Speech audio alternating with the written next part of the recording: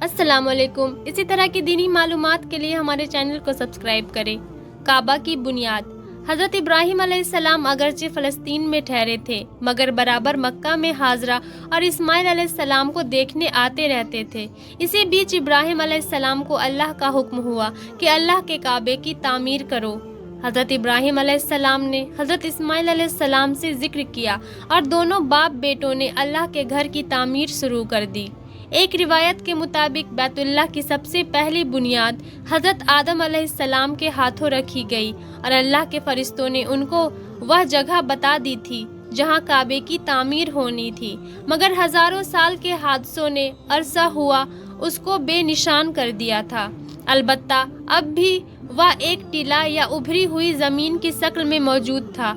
यही वह जगह है जिसको अल्लाह के वसी ने इब्राहीम अलैहिस्सलाम को बताया और उन्होंने इस्माइल अलैहिस्सलाम की मदद से उसको खोदना शुरू किया तो पिछली तामीर की बुनियादें नज़र आने लगी। इन्हीं बुनियादों पर बैतुल्लाह की तामीर की गई। अलबत्ता कुरान पाक में पिछली हालत का कोई तज़किरा नहीं है।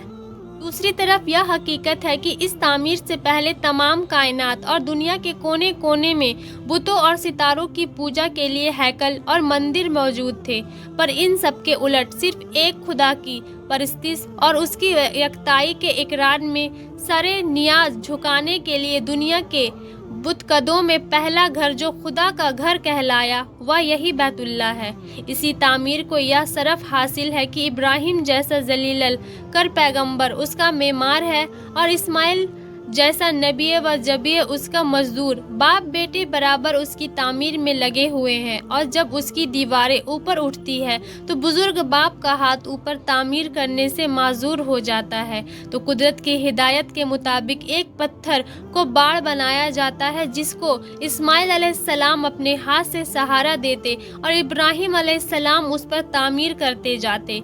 यही वह यादगार है जो मकामी इब्राहीम से जाना जाता है। जब तामीर इस हद पर पहुंची जहां आज हजरे अस्वद नस्ब है तो जिब्राइल आमीन ने उनकी रहनुमाई की और हजरे अस्वद को उनके सामने एक पहाड़ी से महफूज निकाल कर दिया जिसको जन्नत का लाया हुआ पत्थर कहा जाता है ताकि वह नस्ब कर दिया जाए। अल्लाह का घर तामीर हो गया तो अल्लाह ताला ने इब्राहीम अलैहिस्सलाम को बताया कि यह मिल्लत इब्राहिमी के लिए किबला और हमारे सामने झुकने का निशान है, इसलिए यह तौहीद का मरकज़ करार दिया जाता है।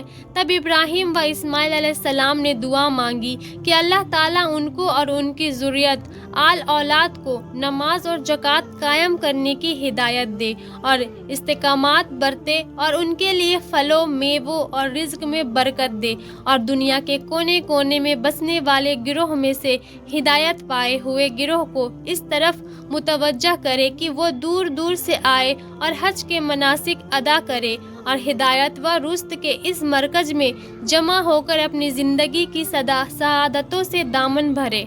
कुरान मजीद ने बैतुल्लाह की तामीर के वक्त इब्राहीम व इस्माइल की मुनाजात नमाज कायम करने और हज की रस्मों को अदा करने के लिए शौक़ व तमन्ना के इजहार और बैतुल्लाह के तौहीद का मरकज़ होने के ऐलान का जगह जगह जिक्र किया है और नए नए उसलूब और तर्ज अदा से उसकी अज़मत और जलालत व ज़बरूत को सूरा आले ईमान 3:79, अल बकरा 2:125 और 129 और अल हज 22, 26, 33, 38 वाज़े फरमाया है।